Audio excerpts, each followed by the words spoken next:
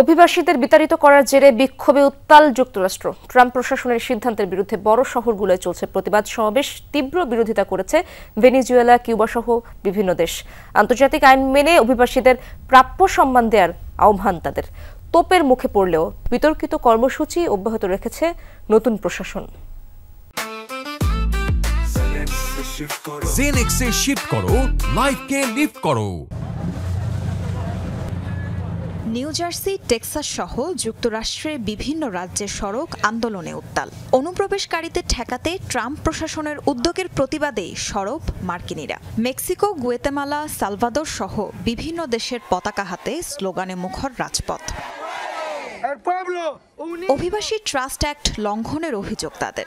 দাবি, সামাজিক সুরক্ষা কিংবা সরকারি সেবা পাওয়া অভিবাসীদের অধিকার। ট্রাম্প ক্ষমতার অপব্যবহার করছেন বলেও ক্ষোভ ঝাড়েন আন্দোলনকারীরা। অভিবাসীরাই যুক্তরাষ্ট্রের কারিগর। কৃষি, পরিষ্কার পরিচ্ছন্নতার কাজ, ময়লা সংগ্রহের কাজ কে করছে? নাগরিক সেবার কাজে এগিয়ে অভিবাসীরা। আমিও তাদের একজন, তাই প্রতিবাদের পুরো অধিকার আছে আমার।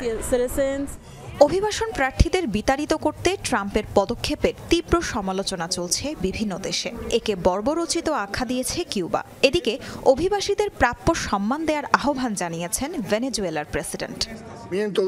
গণহারে অভিবাসীদের মার্কিন ভূখণ্ড থেকে বিতাড়িত করা কোনোভাবেই গ্রহণযোগ্য নয়। অভিবাসীদের বন্দী রাখতে গুয়ান্তানামোয় যে বিশাল কারাগার তৈরি করা হচ্ছে, নিশ্চিতভাবে সেটি বর্বরোচিত কাজ। এসব কর্মকাণ্ড কিউবার জাতীয় নিরাপত্তার জন্য হুমকি।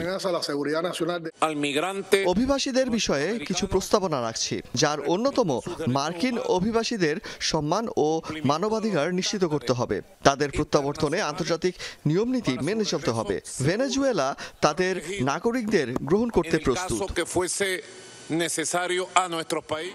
আন্তর্জাতিক নিন্দা ও তোপের মুখেও অবৈধ অভিবাসীদের আটক করতে হোমল্যান্ড সিকিউরিটির অধীনে অভিযান চালিয়ে যাচ্ছে আইস সহ অন্যান্য বাহিনী। তাজরিয়ান সোবহান, যমুনা নিউজ।